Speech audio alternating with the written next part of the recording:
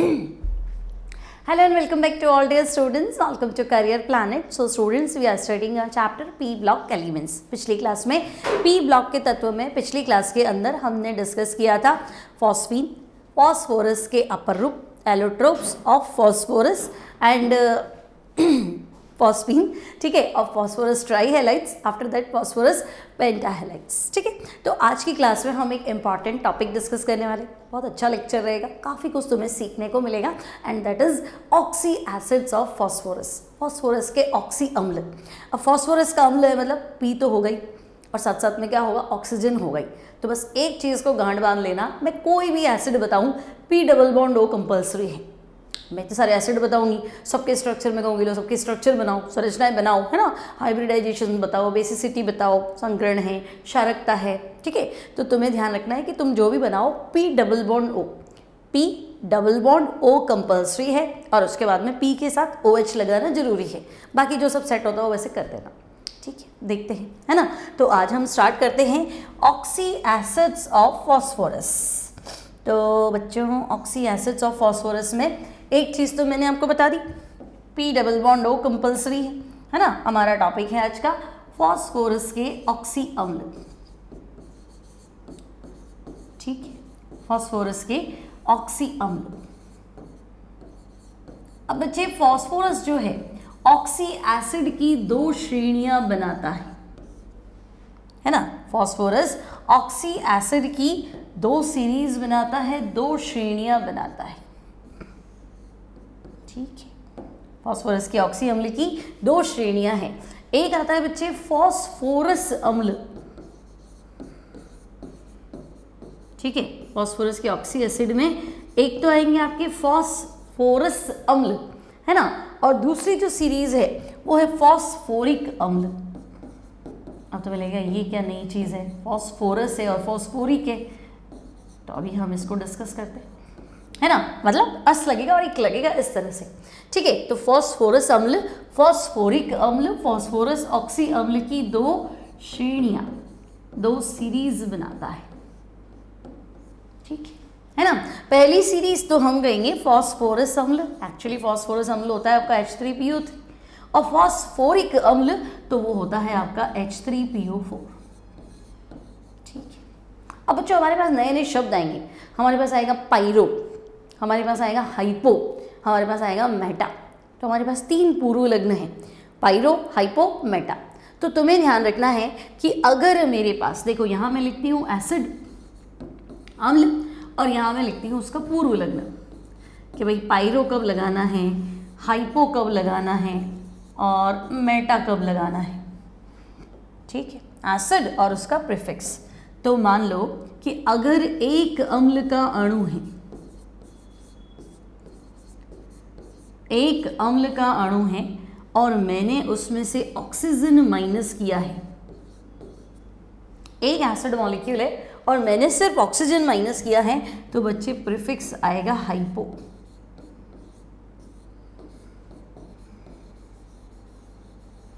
Prefix आएगा hypo, एक अम्ल में से सिर्फ एक ऑक्सीजन माइनस किया। अब अगर एक अम्ल के अणु में से, एक अम्ल के अणु में से जल का अणु माइनस कर दूं, ध्यान रखना एक में से कह रही हूं, दो में से नहीं, एक एसिड में से वाटर माइनस कर दूं, तो फिर मेरे पास जो प्रीफिक्स आएगा दैट इज मेटा, है ना, मेटा फॉस्फोरिक एसिड। तो अब तुम्हें ध्यान रखना मेटा में क्या करेंगे, ठीक है। और अगर बच्चे दो अम्ल के अणु हैं,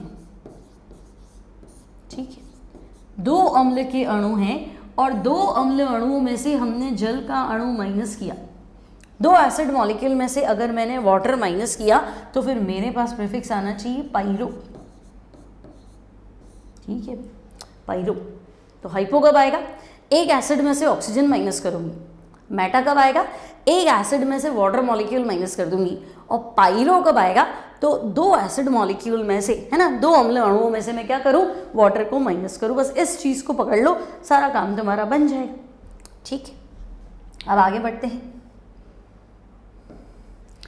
अब देखो, मान लो तुम्हारे पास है पहला ऑर्थोफॉस्फोरिक अम्ल, तो देखो या तो बोलो फॉस्फोरिक अम्ल और फॉस्फोरिक अम्ल का ही दूसरा नाम ऑर्थोफॉस्फोरिक अम्ल, ऑर्थोफॉस्फोरिक अम्ल।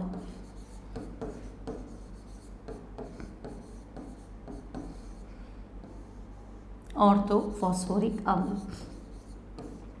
अब ये क्या है? फॉस्फोरिक अम्ल, ऑर्थोफॉस्फोरिक अम्ल, है ना। तो जैसे मतलब सल्फ्यूरिक अम्ल, ऑर्थोसल्फ्यूरिक अम्ल, तो हम कहेंगे नहीं ऐसा नहीं होगा, है ना। नाइट्रिक एसिड, ऑर्थोनाइट्रिक एसिड, तो हम कहेंगे नहीं ऐसा नहीं होगा। तो फिर इसमें क्यों है? तो देखो, अगर तुम्हारे पास कोई एक एसिड मॉलिक्यूल है ना, लाइक तुमने कहा फॉस्फोरिक अम्ल सीरीज है हमारे पास, तो हम कहेंगे हाँ H3PO4। तो अगर मैं किसी अम्ल में से वाटर मॉलिक्यूल को माइनस कर दूं H2O कम कर दूं, पीछे क्या बचेगा? तो 2 हाइड्रोजन कम करोगे तो H बचेगा, और PO4 में से वाटर गया तो फिर PO3 वही तो जाएगा, P का तो कुछ होगा नहीं, है ना। तो मुझे लग रहा है HPO3 बनेगा, ठीक है। तो अगर मैं किसी अम्ल में से वाटर मॉलिक्यूल को माइनस कर दूं, उसके बाद में भी हाइड्रोजन रह जाता है, तो उसके आगे हम ऑर्थो प्रीफिक्स को यूज़ कर सकते हैं, ठीक है।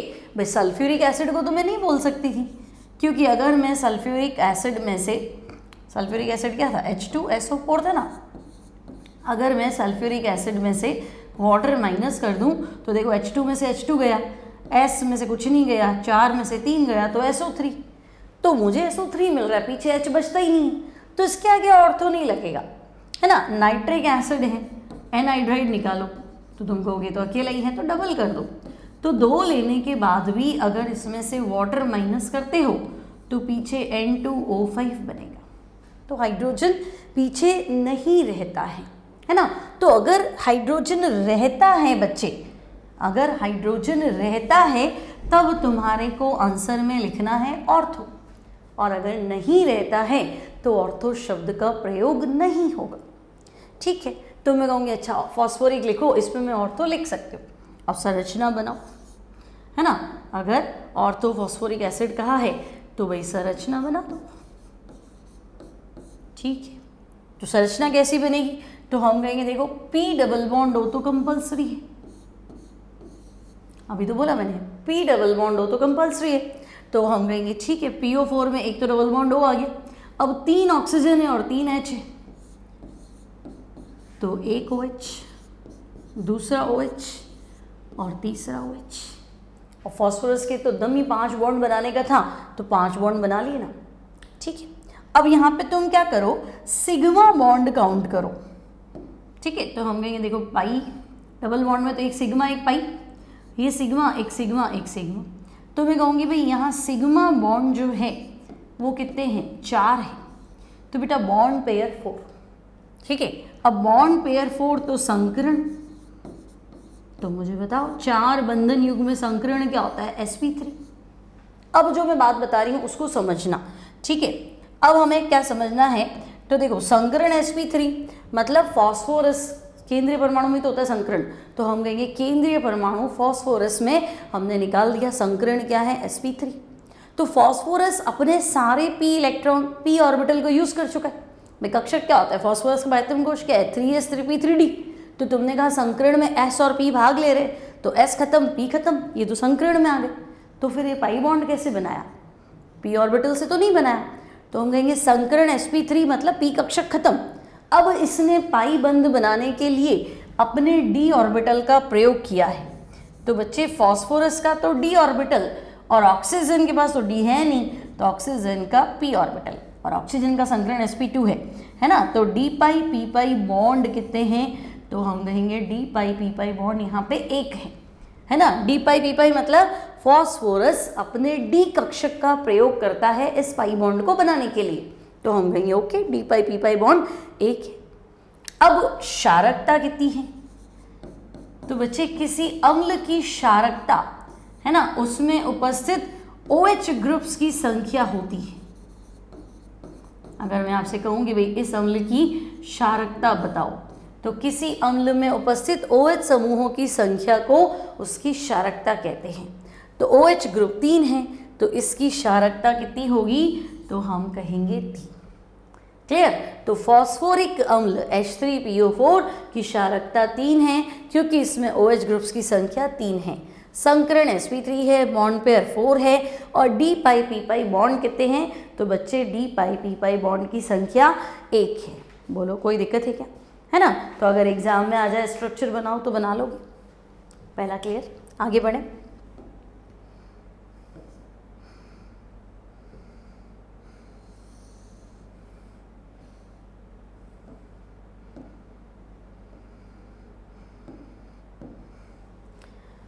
तो नेक्स्ट पे आते हैं बच्चों। नेक्स्ट है हमारे पास फॉस्फोरस अम्ल। पहला था फॉस्फोरिक अम्ल, नेक्स्ट है फॉस्फोरस अम्ल।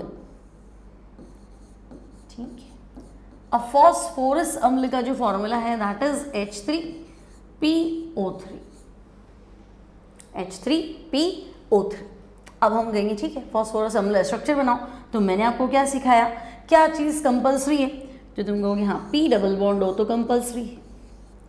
अब इसके बाद में OH जितने बने हो बना दो, एक तो बना नहीं है तो हम कहेंगे एक क्यों, हम 2 बना लेंगे। देखो है ना, ऑक्सीजन 3 है, एक तो डबल बॉन्ड में गया, एक OH दूसरा OH, तो अब तुम्हारे पास बचा ही क्या? तो तुम कहोगे अब तो खाली एक ही हाइड्रोजन, बना लो। ठीक है, अब गिनो, सिग्मा बॉन्ड गिनो, तुम कहोगे ये सिग्मा, ये सिग्मा, ये सिग्मा, ये सिग्मा। तो बच्चे यहाँ पे सिग्मा बॉन्ड जो है वो 4 है, यानी संकरण है ना। बंधन युग्म कितने हैं? तो हम कहेंगे बॉन्ड पेयर 4 है। तो बच्चे संकरण जो है वो रहेगा sp3। ठीक है, बॉन्ड पेयर 4 है इसलिए संकरण क्या रहेगा? तो हम कहेंगे संकरण रहेगा sp3। ठीक है, बॉन्ड पेयर 4 है, संकरण हमारा sp3 है। चलो इतना भी कर लिया। अब ज्यामिति वक्र चतुष्फल की है ना, यहाँ पे भी कोई पूछे कि भाई संकरण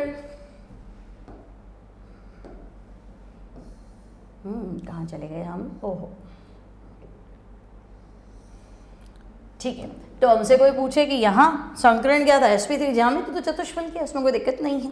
ठीक है, 3 बॉन्ड नीचे रहेंगे, एक ऊपर रहेगा। हाँ ठीक है, पाई बॉन्डेड है, क्लियर। अब बस डी पाई पी पाई में थोड़ा एग्जैक्ट मैच नहीं हो पाता लेकिन चलेगा। ठीक है, बॉन्ड पेयर 4 हो गए, संकरण हो गया sp3। अब आपसे पूछा कि अच्छा यहाँ पे डी पाई पी पाई है क्या? तो हम कहेंगे हाँ पाई बॉन्ड तो है। अब पाई बॉन्ड जो है वो P तो इसका खत्म हो गया भाई, देखो इसका P कक्षक जो है वो तो क्या हो गया, खत्म हो गया, संकरण sp3। तो अब इसने ये पाई बॉन्ड बनाने के लिए अपने d ऑर्बिटल को यूज किया, तो डी पाई पी पाई बॉन्ड कितना है बच्चे? तो हम कहेंगे डी पाई पी पाई बॉन्ड भी यहाँ पे 1 है। अब क्षारकता बता दो, यहीं पे OH समूह कितने हैं, कितने दिख रहे हैं तुम्हें? तो क्षारकता यहाँ पे होगी 2। तो तुमने विलियन वाला क्वेश्चन किया होगा H3PO3 की नॉर्मलता इतनी है, मोलरता निकालो, या मोलरता इतनी है, नॉर्मलता निकालो, है ना। तो वहाँ हमें n फैक्टर चाहिए होता है, क्षारकता चाहिए होता है। आपको फॉर्मूला याद है, नमस्ते वर्षा। नमस्ते मतलब नॉर्मेलिटी इक्वल्स टू, म मतलब मोलैरिटी इनटू ABCV या N। A मतलब एसिसिटी, B मतलब बेसिसिटी, है ना, V मतलब वैलेंसी या n फैक्टर। तो मैं कहूँगी फिलहाल क्षारकता यहाँ पे कितनी है? 2, क्योंकि बच्चों को लगता है अच्छा H3PO3 है तो 3 H आयन देगा, तो क्षारकता 3। तो H आयन उतने ही देगा जितने OH ग्रुप है ना भाई। O माइनस होगा तभी तो H प्लस होगा, तो ये 2 OH है तो 2 H आयन आपको देगा। P और H में तुम्हें लगेगा कि भाई H आयन दे दे, तो नहीं, क्योंकि जितनी इलेक्ट्रोनेगेटिविटी फॉस्फोरस की है उतनी इलेक्ट्रोनेगेटिविटी हाइड्रोजन की है। फॉस्फोरस की विद्युत ऋणता हाइड्रोजन की विद्युत ऋणता के बराबर है, एंड दैट इज 2.1। दोनों की विद्युत ऋणता 2.1 है। तो अब तुम विद्युत ऋणता ही बराबर है, इलेक्ट्रॉन में खींचा खींची बराबर चल रही है, तो फिर प्लस माइनस कैसे करोगे? यूँ थोड़ा ना P माइनस H प्लस।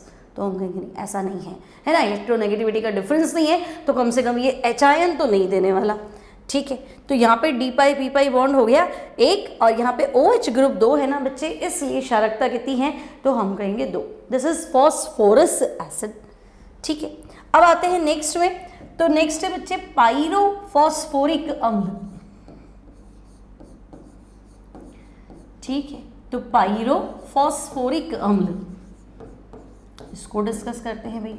पाइरोफॉस्फोरिक अम्ल, अब देखो पाइरो शब्द मैंने तुम्हें पहले ही सिखा दिया था कि पाइरो शब्द का प्रयोग कब करना है। देखो हमने क्या कहा था कि जब 2 अम्ल के अणु हो, 2 अम्ल के अणु हो और एक जल का अणु निकल जाए तो आप पाइरो शब्द का प्रयोग कीजिए।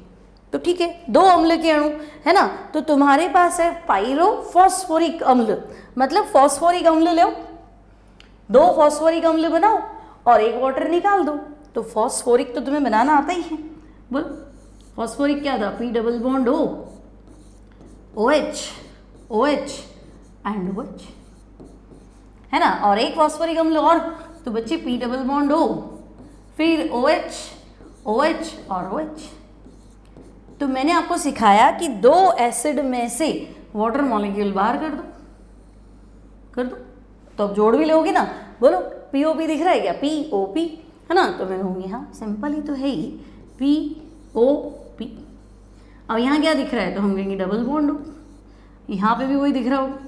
फिर बच्चे यहाँ 2 OH दिख रहे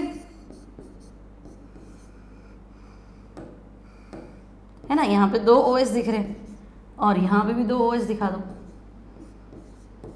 ठीक है। तो बेटा पाइरोफॉस्फोरिक अम्ल का जो फॉर्मूला बना ना, वो गिन लो, हाइड्रोजन 4 है, H4P2O7, गिनो हाइड्रोजन कितने दिख रहे हैं, तो 4, तो H4P2 और ऑक्सीजन देखो 4 तो OH के रूप में, 3 ये H4P2O7।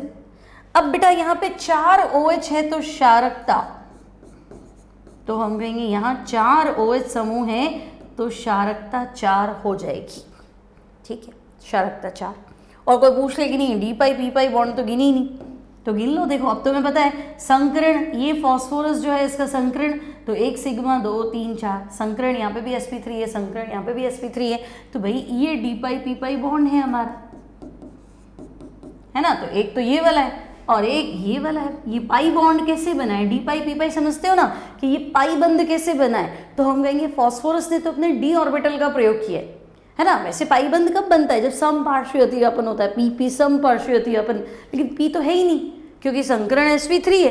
तो बच्चे sp3 संकरण है ना जैसे, तो sp3 संकरण में p कक्षक तो इसके सारे खत्म हो गए, तो हम कहेंगे अब ये अपना d कक्षक का प्रयोग करेगा।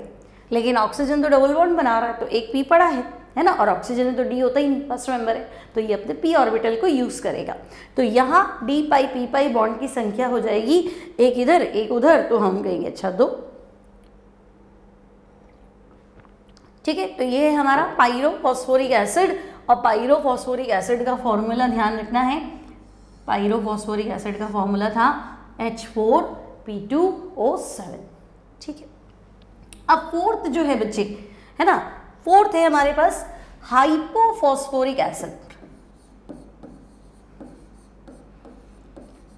ठीक है। तो हाइपोफॉस्फोरिक एसिड, अब यहाँ थोड़ा ट्रिकी है, थोड़ा ध्यान रखने वाली बात है। हाइपो टर्म यूज कब करना था सोचो, तो हम कहेंगे हाइपो टर्म, हमने फॉस्फोरस के ऑक्सी एसिड पढ़े थे ना, हाइपो टर्म कब यूज करना था, एक अम्ल अणु में से ऑक्सीजन माइनस कर दिया जाए, एक अम्ल अणु में से अगर ऑक्सीजन माइनस कर दो तो हाइपो बनेगा। तो तुम्हें लग रहा है हाइपोफॉस्फोरिक अम्ल है ना, तो फॉस्फोरिक अम्ल में से ऑक्सीजन माइनस कर दो, तो ये गलती नहीं करनी, क्योंकि हाइपोफॉस्फोरिक अम्ल फॉस्फोरिक में से ही माइनस कर दोगे तो H3PO3 आ जाओगे, तो ये तो अपनी खुद की सीरीज बना रहा है फॉस्फोरस अम्ल, तो उसमें से नहीं माइनस करना है, पाइरो में से माइनस करना है, समझे। अगर इसमें से ऑक्सीजन माइनस कर दिया तो यहाँ पहुँच जाओगी, तो ये तो फॉस्फोरस अम्ल है ना, फिर हाइपोफॉस्फोरिक कैसे बोलोगे, तो वो तो बैठेगा नहीं। तो पाइरोफॉस्फोरिक अम्ल में से ही तुम्हें क्या करना है, तो तुम्हें एक ऑक्सीजन माइनस करना है। तो अभी हमारे पास फॉर्मूला था H4P2O7, ठीक है, और अगर इसमें से एक ऑक्सीजन माइनस करा तो ये बनेगा H4P2O6। तो बच्चे H4P2O7 तुम्हारा है पाइरोफॉस्फोरिक अम्ल। H4P2O7 क्या है, तो हम बोलेंगे दिस इज पाइरोफॉस्फोरिक एसिड, पाइरोफॉस्फोरिक अम्ल, है ना। और एक ऑक्सीजन अगर तुमने माइनस भी कर लिया तो ये हाइपो हो जाएगा, तो ये है हाइपोफॉस्फोरिक अम्ल, हाइपोफॉस्फोरिक अम्ल, ठीक है। अब स्ट्रक्चर बना लेते हैं हाइपोफॉस्फोरिक अम्ल, तो हम कहेंगे ओके चलो H4P2O6 है, स्ट्रक्चर बना लेते हैं। तो पिछली स्ट्रक्चर में से एक O कमी तो करना है, पिछली जो संरचना बनाई इसमें से एक ऑक्सीजन कम ही तो करना है, तो बीच वाला उड़ा दो, बाकी सब यूँ का यूँ रखो, है ना। तो हम कहेंगे ठीक है, तो POP की जगह इस बार हम कर लेते हैं P सिंगल बॉन्ड P, क्योंकि डबल बॉन्ड O कंपल्सरी है, डबल बॉन्ड O कंपल्सरी। फिर जितने OH बने वो OH बना लो, तो हम कहेंगे फिर तो हमारे पास कुछ बचता ही नहीं। तो अब तुम्हें दिख गया OH समूहों की संख्या 4 है, यानी यहाँ पे क्षारकता बेसिसिटी कितनी आएगी 4। अब ये भी डी पाई पी पाई बॉन्ड है, वो भी डी पाई पी पाई है, संकरण आपको पता है sp3 है, तो डी पाई पी पाई बंध कितने हैं, तो भाई डी पाई पी पाई बंधों की संख्या है 2। तो बच्चे क्षारकता 4 और डी पाई पी पाई बंधों की संख्या 2।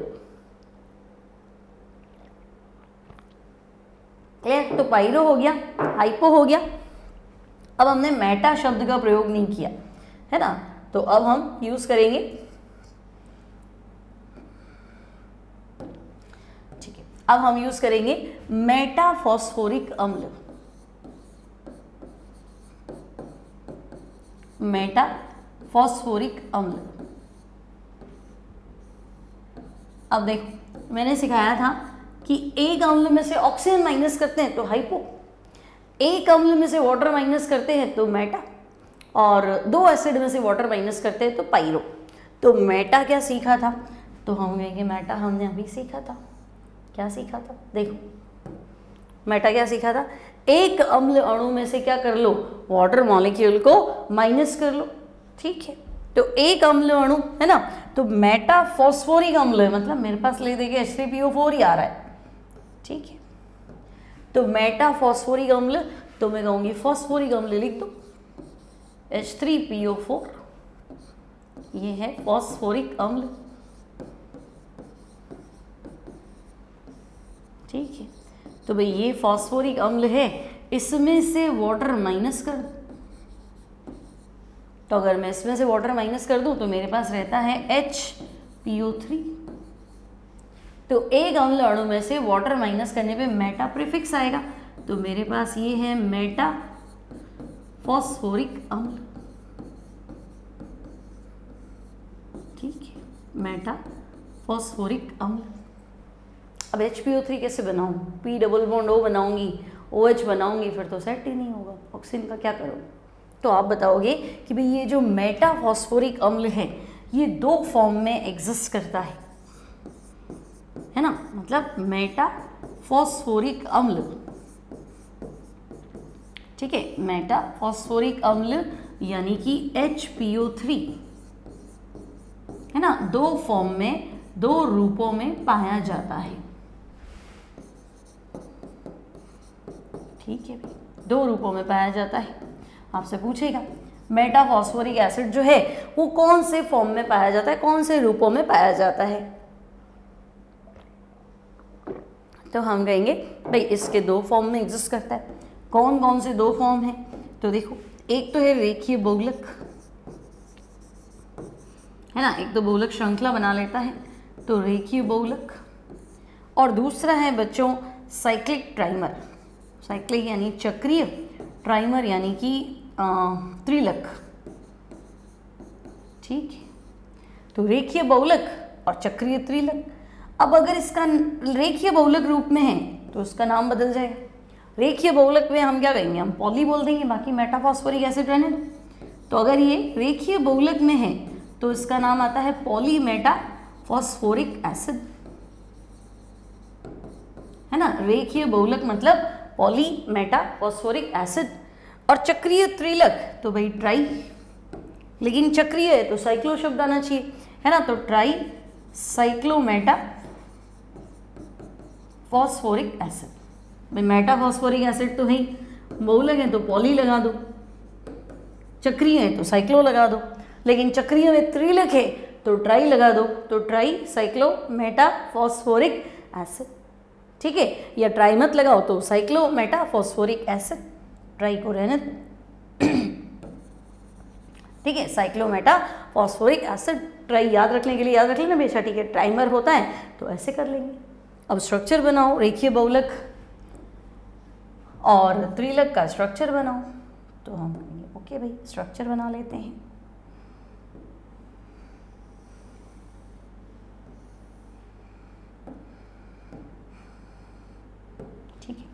अब देखो सबसे पहले हम बनाते हैं रेखीय बहुलक का स्ट्रक्चर।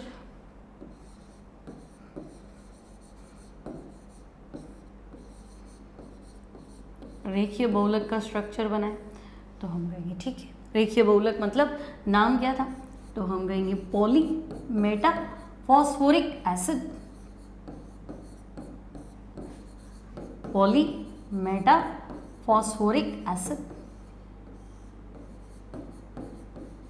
ठीक है, पॉलीमेटा फॉस्फोरिक अम्ल।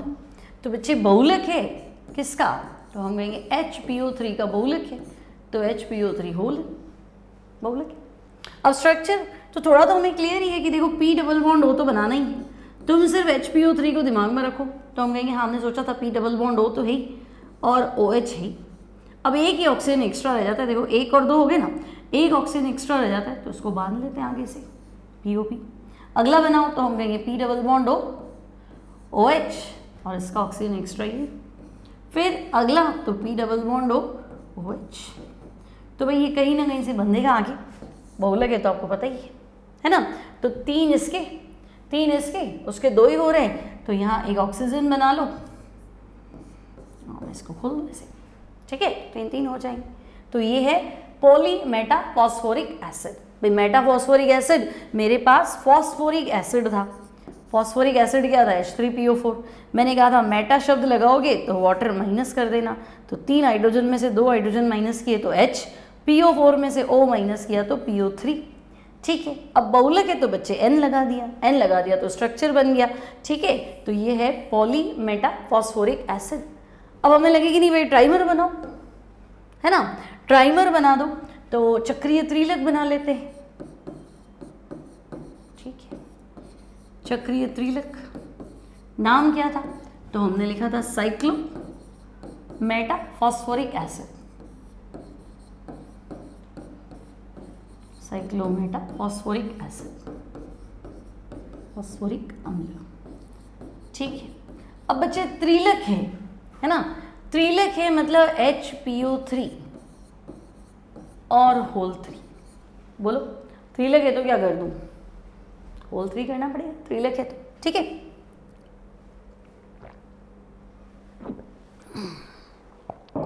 अब एक चीज बताओ, त्रिलक है तो होल 3 कर देती हूँ, है ना, और साइक्लिक स्पीशीज बनानी है, ठीक है। तो देखो तुम्हें जब भी त्रिलक बनाना हो तो ऐसे बनाना, POP, फिर से POP और फिर से POP, ठीक है। तो हमें पता है एक एक ऑक्सीजन तो बीच में आ ही रहा था बहुलक में, भाई 3 ऑक्सीजन है ना, हर फास्फोरस के 3 ऑक्सीजन है, तो देखो मैंने 3 फास्फोरस बनाए तो 3 ऑक्सीजन तो बना ही नहीं।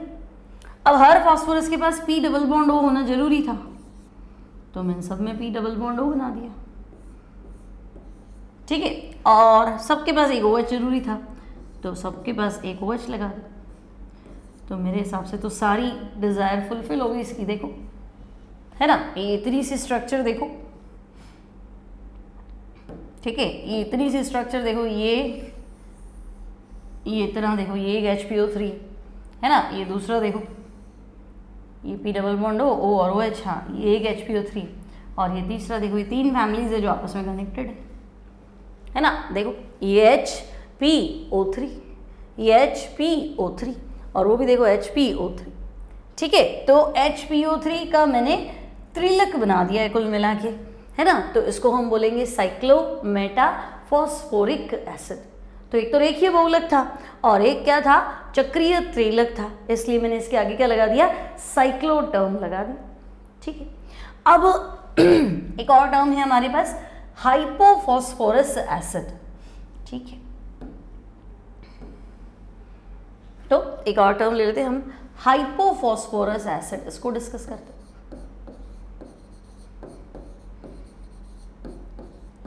हाइपोफॉस्फोरस अम्ल। अब बताओ हाइपो शब्द का प्रयोग कब करना है, बोलो फटाफट, हाइपो शब्द का प्रयोग कब करना है ना, फिर हम देखते हैं। क्या मैंने तुम्हें सिखाया था हाइपो कब यूज करेंगे, जब एक एसिड में से O को माइनस करेंगे, यही बोला था, चेक कर लेते। देखो पहले ही तो बताया था, जब एक अम्ल में से एक ऑक्सीजन माइनस करेंगे तो टर्म आएगा हाइपो, हम कहेंगे ठीक है हाइपो। अब मैंने तुम्हें कहा हाइपोफॉस्फोरस अम्ल, तो फॉस्फोरस अम्ल H3PO3, बोलो फॉस्फोरस अम्ल क्या है, H3PO3, एक ऑक्सीजन माइनस कर दो तो H3PO2 कर दो। क्या सही कह रही हूँ मैं, है ना। फॉस्फोरस अम्ल क्या होता है, तो तुम कहोगे H3PO3 होता है भाई।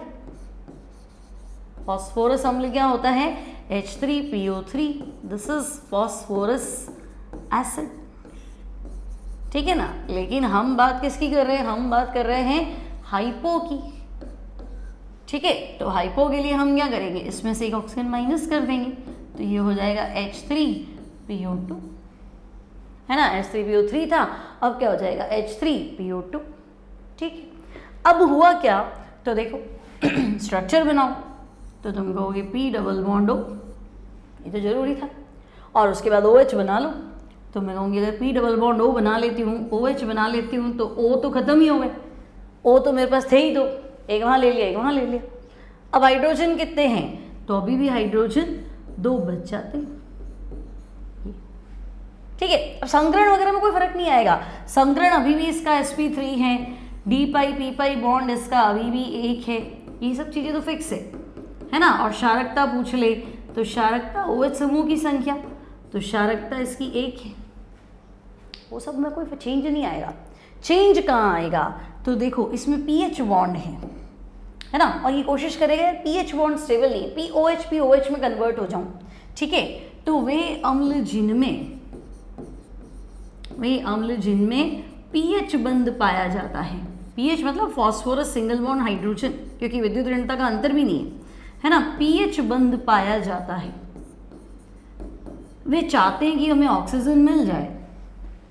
ये क्या लिखूंगी, वे चाहते हैं कि हमें ऑक्सीजन मिल जाए, मतलब हमारा ऑक्सीकरण हो जाए। तो हमारा ऑक्सीकरण तब होगा जब हम दूसरे का अपचयन करेंगे, तो ये प्रबल अपचायक होते हैं, ठीक है। तो वे एसिड जिनमें pH बंद पाया जाता है वो स्ट्रॉन्ग रिड्यूसिंग एजेंट है ना, उनकी इच्छा भी हमें ऑक्सीजन मिले, और वो तभी मिलेगा जब अपचयन कर ले दूसरे का, तो प्रबल अपचायक होते हैं, ठीक है। ये आपको पता होना चाहिए कि भाई अगर जितने ज़्यादा pH बॉन्ड होंगे उतने अच्छे रिड्यूसिंग एजेंट होंगे। अब इस पर कोई सवाल भी बनेगा आपके पास, देखो किसी अम्ल में जितने ज़्यादा P सिंगल बॉन्ड H बंद होते हैं वह अम्ल उतना ही प्रबल, तो अब क्या होगा, pH है तो POH करना है ना, तो खुद का ऑक्सीकरण दूसरे का अपचयन, तो बेटा अपचायक अपचयन करने वाला, रिड्यूसिंग एजेंट रिड्यूस करने वाला, अपचायक अपचयन करने वाला, तो सामने वाले का अपचयन करोगे तो खुद का तो ऑक्सीकरण ही होगा। आई बात समझ में, तो अपचायक होते हैं। तो देखो हाइपोफॉस्फोरस अम्ल, तो अभी तो डिस्कस किया हाइपोफॉस्फोरस अम्ल, और एक ऑक्सीजन माइनस किया तो इसका नाम क्या है, तो हम कहेंगे तो हाइपो है, ये है हाइपोफॉस्फोरस अम्ल, H3PO2 स्ट्रक्चर बना रखा है ना। तो हाइपोफॉस्फोरस अम्ल यानी H3PO2 प्रबल क्या है, तो हम कहेंगे प्रबल अपचायक है भी, है ना, प्रबल अपचायक है। क्यों है प्रबल अपचायक, क्योंकि इसमें 2 pH बॉन्ड है ना, तथा यह AgNO3 का Ag में तो अपचायक है, तो अपचयन ही तो करेगा, अरे भाई अपचायक है तो करेगा क्या, तो हम कहेंगे अपचयन, ठीक है। तो तुम्हें एक इक्वेशन दे देगा कि देखो AgNO3, ठीक है, plus water plus hypophosphorous acid H3PO2। अब इसमें कितने pH बंद हैं, तो हम कहेंगे इसमें 2 pH बंद है, तो इसकी इच्छा है कि मुझे 2 ऑक्सीजन मिल जाए तो मैं OH बना लूँ, ठीक है।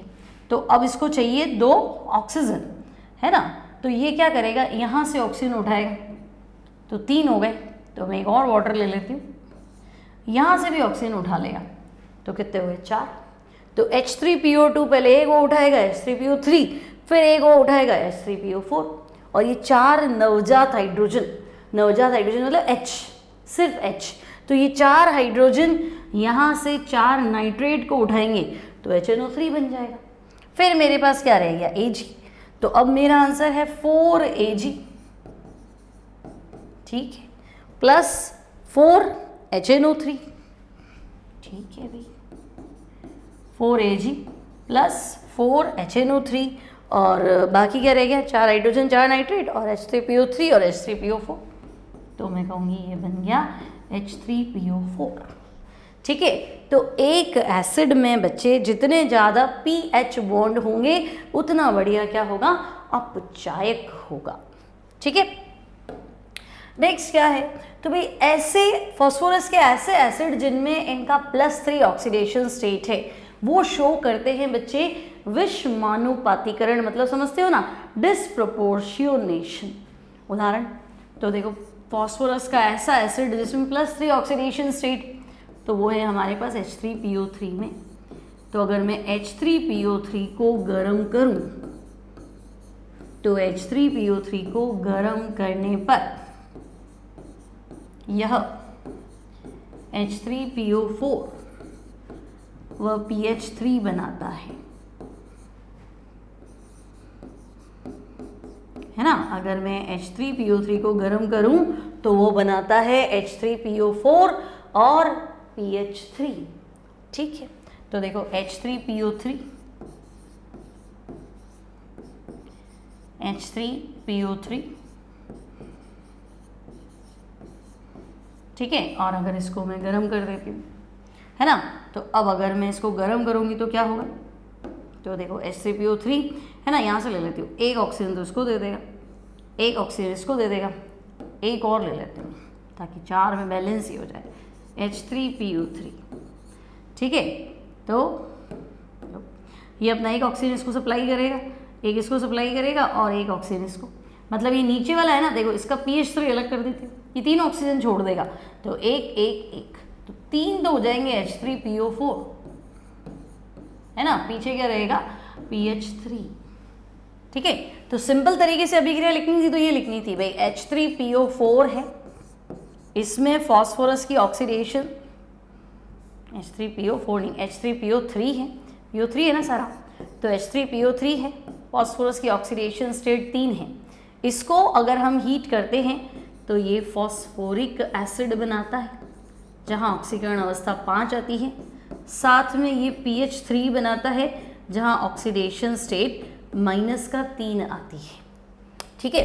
तो यहाँ ये ऑक्सीडेशन स्टेट था 3, यहाँ ऑक्सीडेशन स्टेट है 5 और यहाँ है -3। भाई फास्फोरस को X मान लो, 3 हाइड्रोजन +3 = 0, X बराबर -3। तो देखो 3 से 5 तो हम कहेंगे ऑक्सीडेशन, और 3 से -3 तो हम कहेंगे रिडक्शन।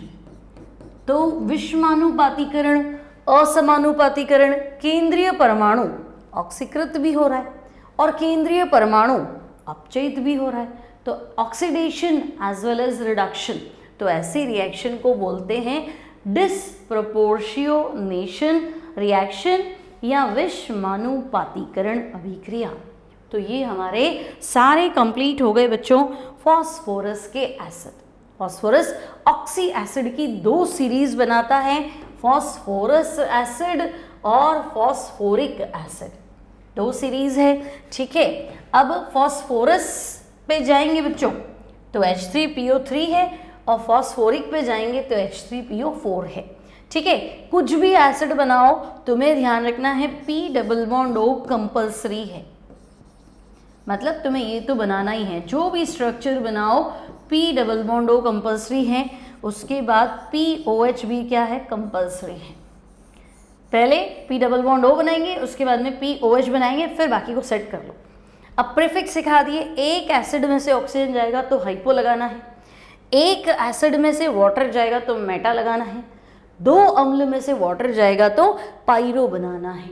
और अब तुम दिमाग लगाना घर पे बैठ के, पायरोसल्फ्यूरिक अम्ल है ना, तो तुम्हें पता है सल्फ्यूरिक अम्ल कितने अणु लेने हैं, क्या माइनस करना है, क्या बनेगा।